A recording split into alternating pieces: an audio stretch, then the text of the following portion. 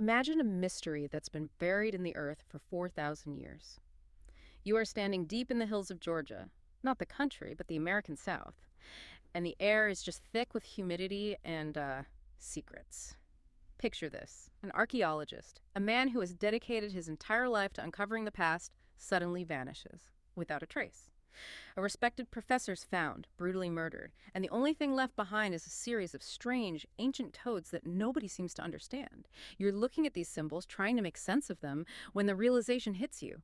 Dangerous men are chasing you. They want what you found. So how do you solve a puzzle when the pieces are millennia old and you are literally running for your life? That sounds like the trailer for a summer blockbuster, doesn't it? Maybe something starring Nicolas Cage running through a library.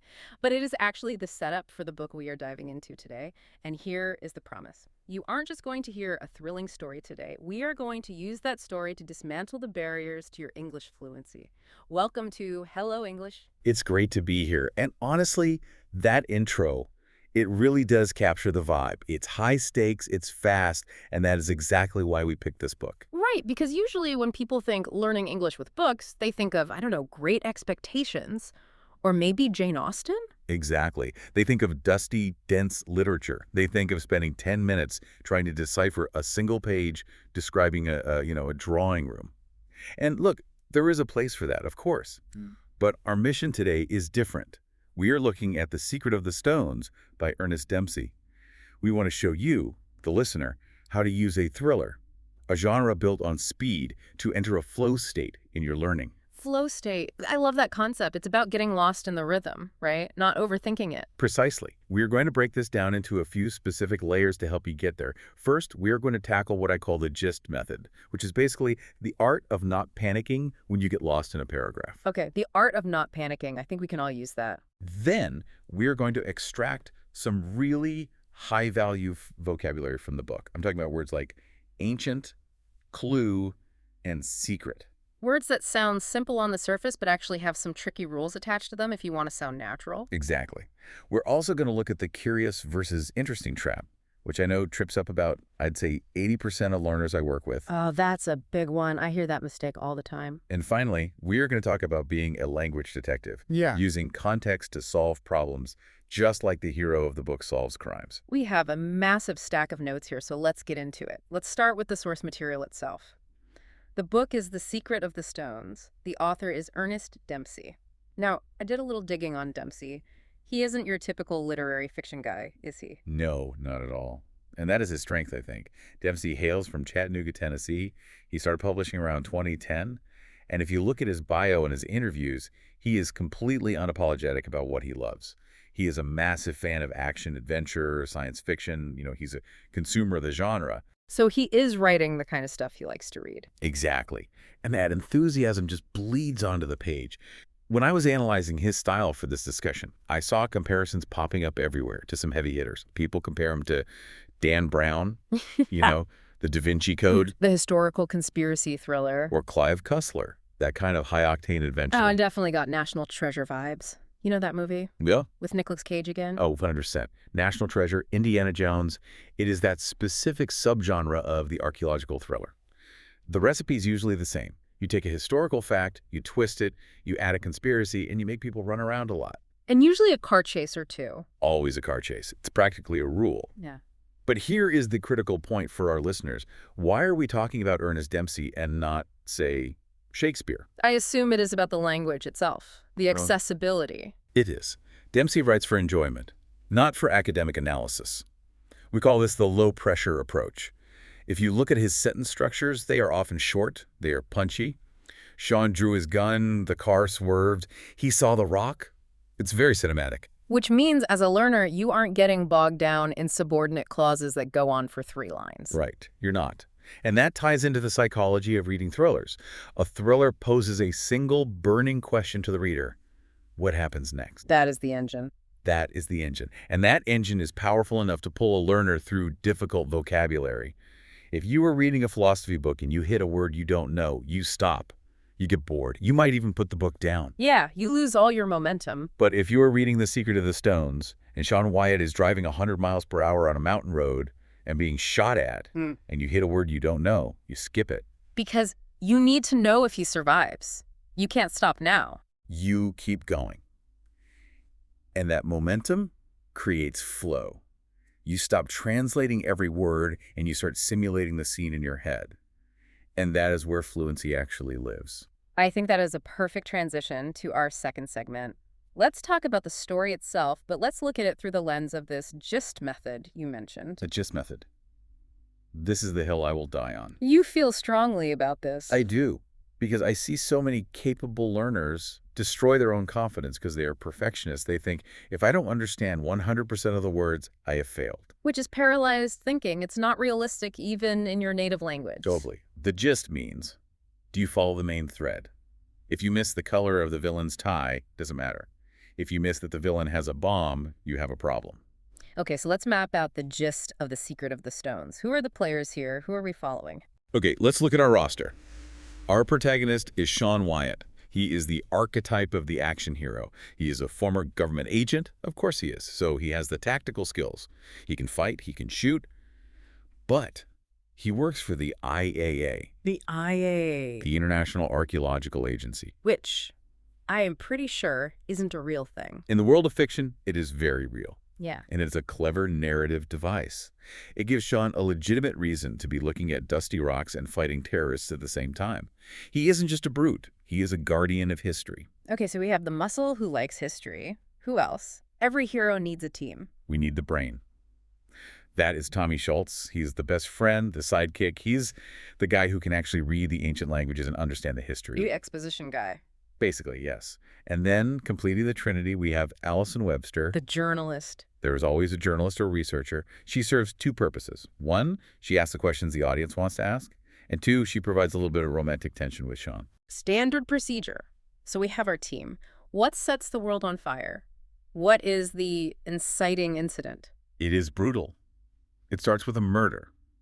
A Professor Boringer, a man who knows too much, is killed. And then, almost immediately, Sean's best friend, Tommy Schultz, vanishes. He is kidnapped. So now it is personal. It's not just a job. It is personal. Sean isn't just looking for treasure. He is trying to save his friend. But to find Tommy, he has to figure out why Tommy was taken. And that leads to the MacGuffin. The MacGuffin. Yeah, that is a movie term for the object everyone is chasing. In this case, it is the Lost Chambers of Gold. The Lost Chambers of Gold. And it isn't subtle, is it? No, but here is the twist. And this is what separates Dempsey from a generic writer. It isn't just pirate gold. The book proposes a controversial pseudo-historical theory. It blends Native American history, specifically the Cherokee in Georgia, with ancient Egyptian origins. Wait, really? I remember reading some reviews about this. It is the idea that Egyptians might have crossed the ocean thousands of years ago. Right.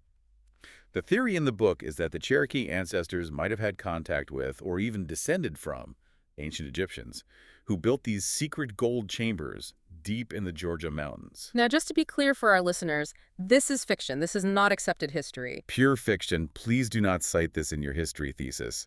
But within the context of the story, this is the secret truth that people are willing to kill for. And who are they willing to kill?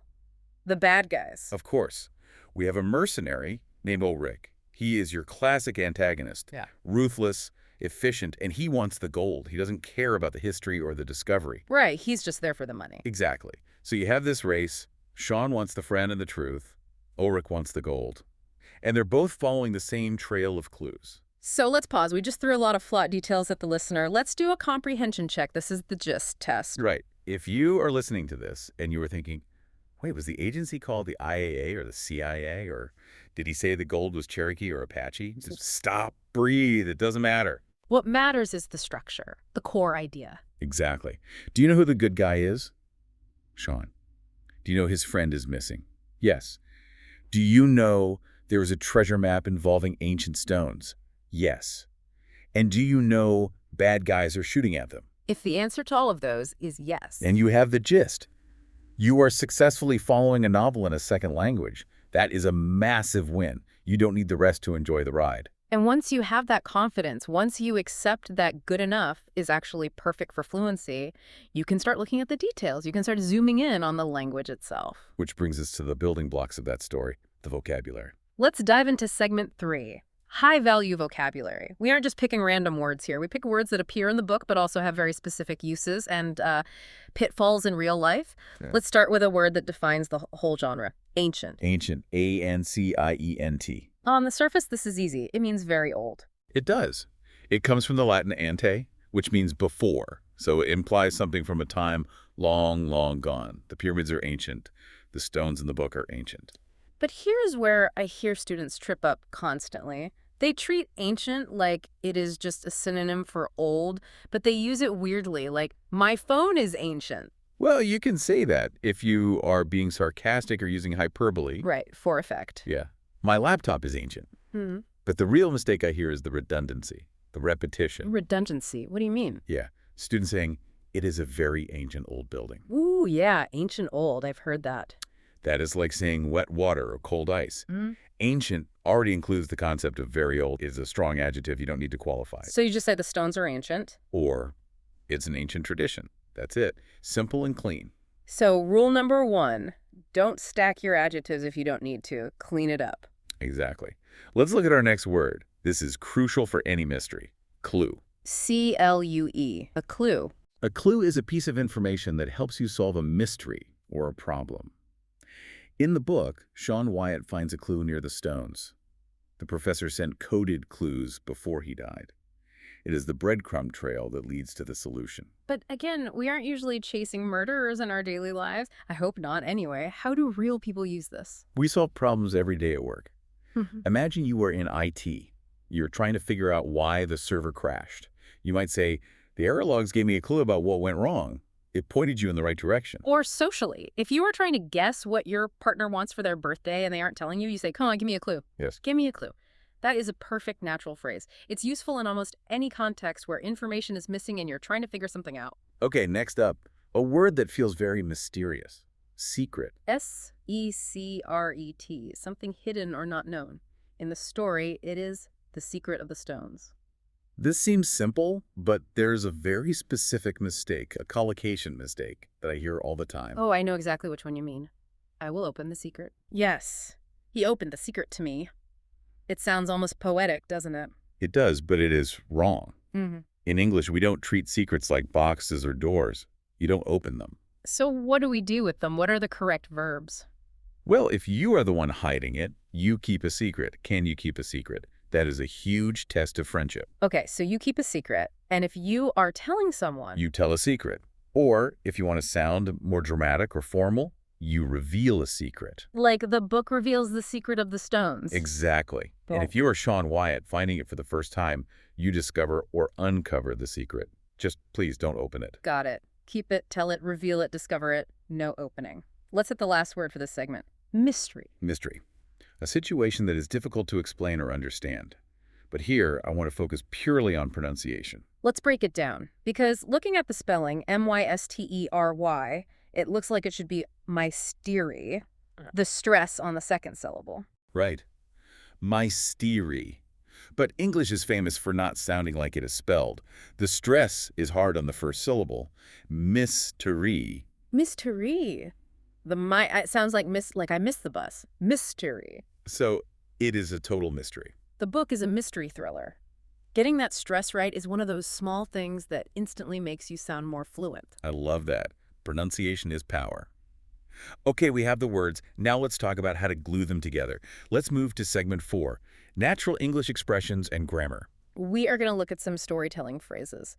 When you are recounting a plot, whether it is a book or just telling a friend about your weekend, you need transition words to guide the listener. One of my absolute favorites for this is at first. At first, this signals the beginning state.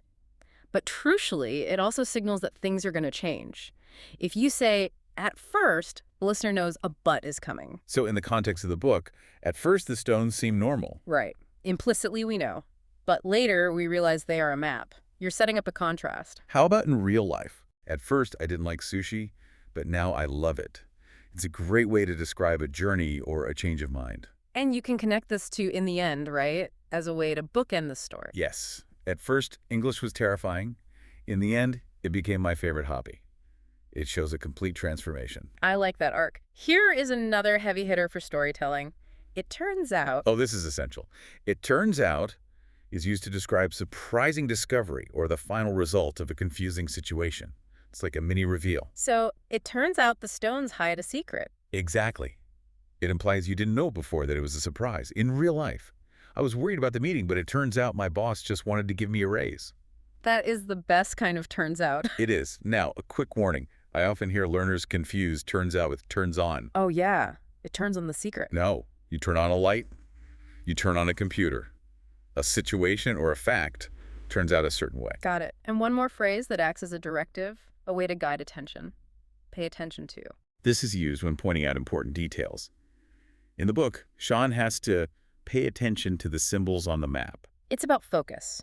In a meeting, your boss might say, pay attention to the budget figures on page 3. Exactly. It tells the listener, look here, this matters. Don't miss this part.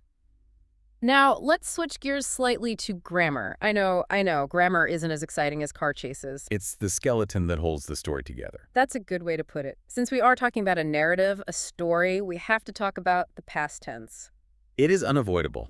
When we tell stories in English, we almost exclusively use the past tense. Even if the book is happening now, while you read it, when we summarize it, we usually say what happened. And this is where the caveman problem comes in. Eggman problem. I like that. Yeah. If you drop the past tense markers, you sound like a caveman. Sean discovered the secret. He walked to the car. He fight bad guy. Ah, I see. It sounds primitive.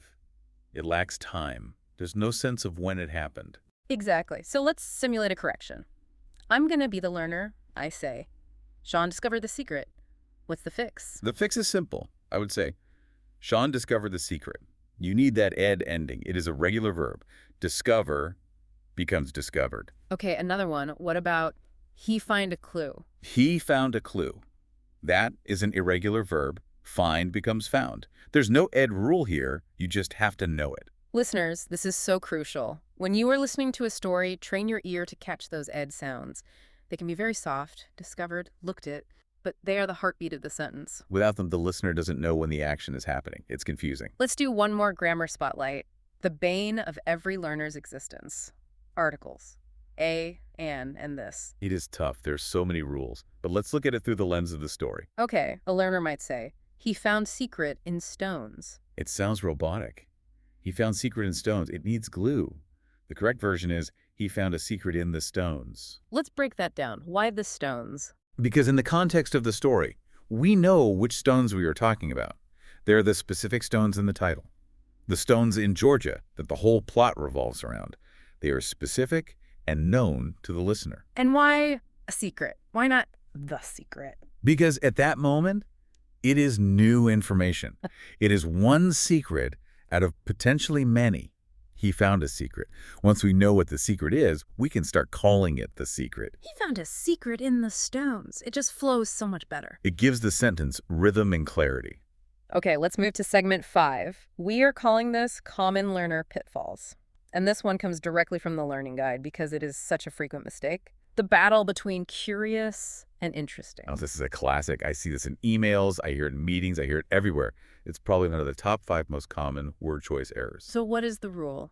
Because people use them interchangeably, but they really aren't the same. The rule is actually quite simple, if you remember one thing. Who or what is the subject? Curious describes a person. It describes how you feel inside. Interesting describes the object or the story. It describes how it is. So if I am reading The Secret of the Stones, You might say, I am curious about the ending. That is your feeling. You want to know more.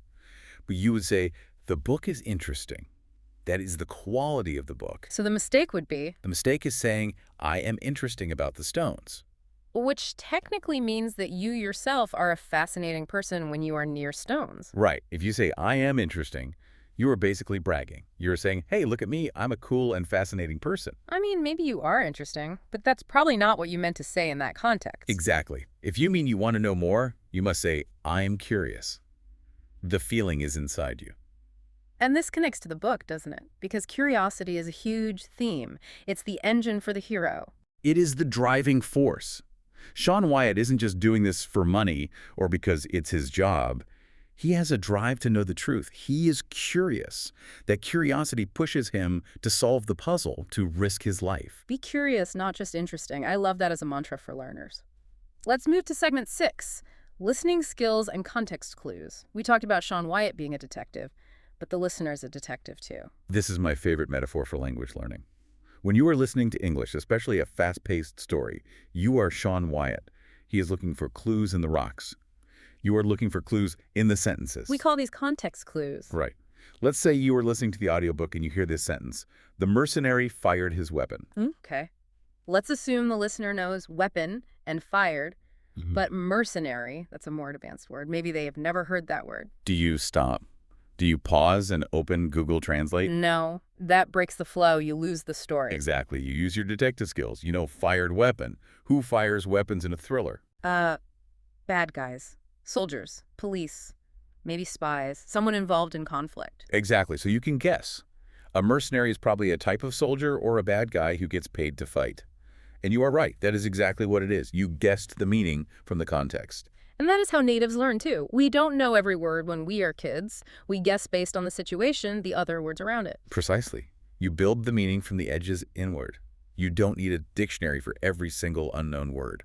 And in this book, remember, small details matter. There is a moment where a tiny detail, a symbol carved on a stone, changes the whole interpretation of the map. And in English, small details matter too. They can change everything. Like tone of voice? Tone is huge. Sarcastic great means the opposite of an enthusiastic great, or even a single preposition. Think about the difference between I am looking for my keys and I am looking at my keys. Looking for means I lost them.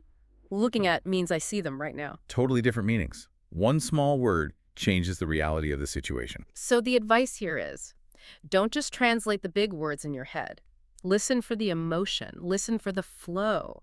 Listen for those tiny prepositions and stress patterns. Use those clues. That is the detective mindset. We are coming into the home stretch here. Segment 7, real-life connections and motivation. We've talked about the book, the vocab, the grammar. But why does this matter for the listener's life beyond just passing a test? I think the metaphor of the book is perfect for the language learning journey. Think about it. Discovering English is just like the secret of the stones. How so? Explain that. Well, at first, when you start learning, English looks like a jumble of confusing symbols, just like the ancient codes on the stones in the book. It looks chaotic. It looks impossible. It definitely feels that way sometimes, especially when people speak fast or use slang. But if you have patience and if you keep looking for patterns, you start to unlock the meaning. You find a clue here, a word you know. You find a pattern there, a grammar rule that clicks. And suddenly the noise becomes a message. That is a beautiful way to look at it. You are unlocking the code of the language, piece by piece. And just like Sean Wyatt, you need persistence. He doesn't give up when the bad guys chase him or when a clue leads to a dead end. You shouldn't give up when you make a mistake or have a bad conversation. Speaking of mistakes, let's talk about habits, because persistence is built on habits. Yes. Daily listening builds fluency. We call it relaxed learning.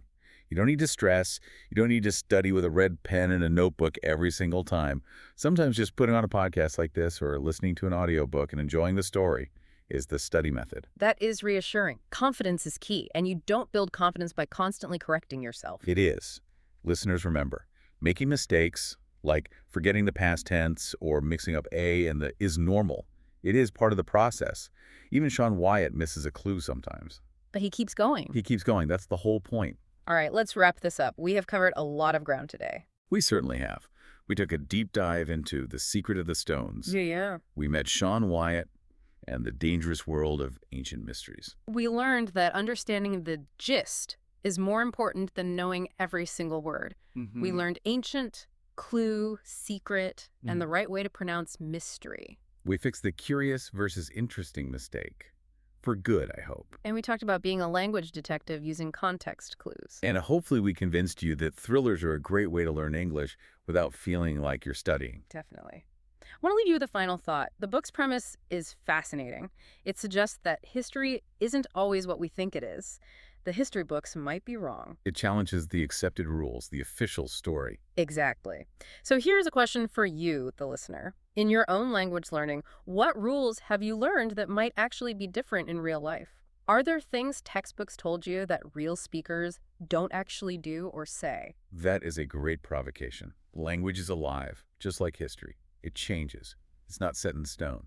Explore that thought. And hey, If you enjoyed unlocking this mystery, you won't want to miss our next video. We are going to break down a famous movie scene and look at the slang they use. It is going to be fun. Click the video on your screen now to keep the learning streak alive. Thanks for listening to Hello English. See you next time.